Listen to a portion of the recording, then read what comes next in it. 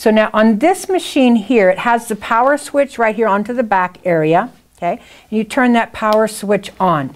It also has a mode switch, and on the mode switch, it's going to tell you whether or not you're using the LED light, whether you're using the suction, or whether you're using both. So we're actually going to set the mode on here so that the light is on and the suction is on. Both lights are now lit up. Now on the vacuum, I can either have a mild suction or I can have a strong suction. When we worked on Nicole's neck, I moved it down to the mild section. On the rest of her body, we put it up into the strong section. So I hit vacuum. First the mild button goes on, then the strong. So I want it on the strong if I'm doing for the most part of the face. If I'm going over broken capillaries or sensitive areas, I turn it down to mild. And then on the machine itself, your LED lights are around the edge of this, and then your disposable tips just pop in to work with them, and then you can take them out to dispose of them. And when they pop in, and it goes all the way down into here, we're already set up. And if I hit the start, now I have an LED light, my vacuum is working into here, everything is going well. I go ahead and turn stop, now I can take out that tip, and I can put a new tip in. That's simple. So the tips are stainless steel, okay? Therefore, they're not diamond tips, so they don't last as long. So they're disposable. That's why they're not as expensive as well. But they come in fine, medium, and coarse, depending upon what area you're working over. If I'm working on scarred acne skin, I would want coarser. If I'm working on more delicate skin, if I'm dealing with somebody who has rosacea or somebody who's got broken capillaries, and I want a finer grit onto there. And then, of course, again, also it has just the plain one for your lymphatic drainage. So I pop this one in. I want to make sure that my mode is set. I want the light and the suction. Both lights are on. My vacuum, I like to have it on strong when I'm doing lymphatic drainage. There's no abrasion with this. I hit the start button. I can do LED light and lymphatic drainage at the same time. I'm going to be doing microdermabrasion. With this machine, it has disposable tips. Not only does it have disposable tips, it has different grits. If I'm dealing with somebody who has got like acne scars, or thickened sun damaged skin, I might use the coarser of the head. One's red, one's blue. The blue is coarser, the red is finer, and on Nicole I think I'm going to use the finer one. Your tip just slides right on in. And then I want to make sure that the skin is nice and dry before I start the microdermabrasion. After you've cleansed, there's water on the skin. If I use my microdermabrasion with moisture on the skin, it can clog up your machines. You get too much moisture there and it doesn't abrade as well. So I just take a dermal towel and just kind of dry the area and just feel for any moisture. It's feeling dry. And then we have our machine. With this machine, it has disposable tips.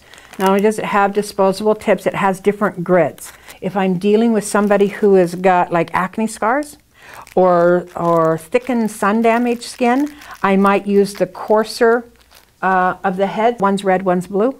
The blue is coarser, the red is finer, and on Nicole I think I'm going to use the finer one. Your tip just slides right on in. What's nice about this machine here, it also has an LED light attached to it, and the LED light helps to actually heal and stimulate collagen within the skin. And I'm going to start working on my pattern, on my grid. I'm going to start in the glabella area right in between her eyes first, and working just in an upward stroke away from the nose, creating like a little fan. Now I'm going to go in with the vertical lines. I'm going to come from the center of the forehead out to the temple, and I use a very light touch. I allow the skin to come up to the tool versus me scraping it across. You have to keep your tool at a 90-degree angle from the skin or else it jumps off. Now I'm going to come from the eyebrow up to the hairline, finishing my grid. And remember, the face is round. It's not a square, it's not flat. Keeping the tool at a 90-degree angle all the time that you're coming across is really, really important, or else you're going to hop, skip, and jump it across the face. You're going to see a little bit of redness in the skin. That's normal, but that redness shouldn't last but just a few minutes, and it should subside. Now, if I'm working on scar tissue, I may want the redness to stay there a little bit longer. I just want to stimulate the blood flow so it'll stimulate the fibroblasts, which will produce more collagen and elastin. Now coming up, and I hold the skin lightly. You don't want to hold it too tight because you actually want the skin going up inside that hole. The tip itself has a little filter in it, and that filter is catching any of the dead skin that was coming off of it, and oh, her skin is feeling smooth. We could do 2 passes with this, and as a matter of fact, I'm going to do that with her. So we do 1 grid, then we're going to do a 2nd grid. If she had acne scarred skin, I may do 3 grids, and even up to 4 grids, depending upon how thick that skin is or how scarred that skin is. You want to keep a nice even speed when you're working with this. Don't go too slow, or else you're going to leave hickeys. Don't go too fast, or else you don't abrade enough. I want to come up underneath that where they get a lot of stress outbreak. So if she's got a real sharp jawline and I have a hard time coming all the way across the jaw, I'm going to come right to the point of the jaw, and then from the point of the jaw to the ear. If you feel like you have good control of your wand, then you go from the tip of the chin all the way to the ear. But when you first start, that might be a little bit more difficult. Making sure I keep this at a 90-degree angle. Also, when you release it, you don't release it coming straight up because you're going to create a hickey. So when I release it, I actually turn my wand down, and that releases it gently so you don't give her a hickey.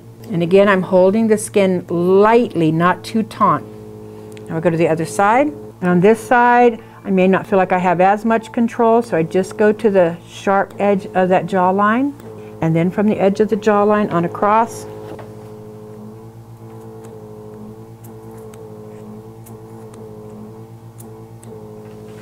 And then down.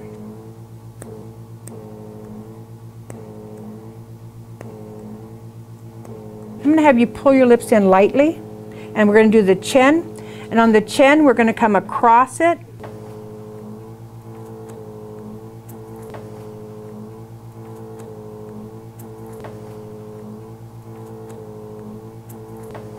Now I go to the cheeks, and on the cheeks, we're going to come down from the orbital bone down to the jawline, and then from the nose out towards the ears.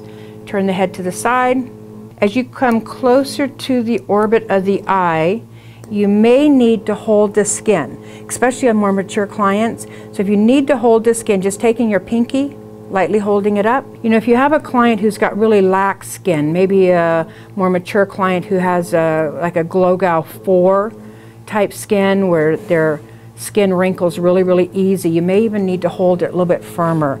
So now we're going to come across horizontally, and I seem to be losing control as I round around by the ear. So I'm only going to do half, from the lips to the side of the face, and then from the side to the ear. But you can take this right up to that eye line. Remember where our tool is here. So when it looks like I'm going right onto her eye, the tool is here, the light is just coming up. So I'm really coming right up into that orbital area, right up next to the lash line, which is really nice. And then the side. What's nice about this microdermabrasion, there's no crystals, so you don't have a lot of crystals falling into the ears, falling all into her hair, getting into her eyes and her nose. Come on to the other side, same thing, coming down. And you want to watch. If you notice any little pediculi, little tiny blood specks, then you stop. You don't keep going. That means that the skin is too thin for this, okay? And now I want to go into the temple area. When you're working in the temple area, right into here close to the eye, I always start at the hairline and work in towards the eye. The eye's really sensitive. So I'm going to start the hairline, coming in now close to her eye. I watch her body language, because if it gets too sensitive, she may jerk a little bit, then I know that it's too much and I back off, because you can get right into those crow's feet. And you can see where that little redness is right into here. It's great. And then from here, I'm going to come from the corner of the eye out. So we're finishing our grid. Starting at the hairline, watching her body language. Sometimes the clients won't tell you that it's hurting them, but it is. So we just watch the body language as we go in, getting closer and closer right into those crow's feet, right up into here. Now we're going to come out horizontally, and now we're going down the nose. I hold here at the glabella, holding the skin slightly taut, coming right down the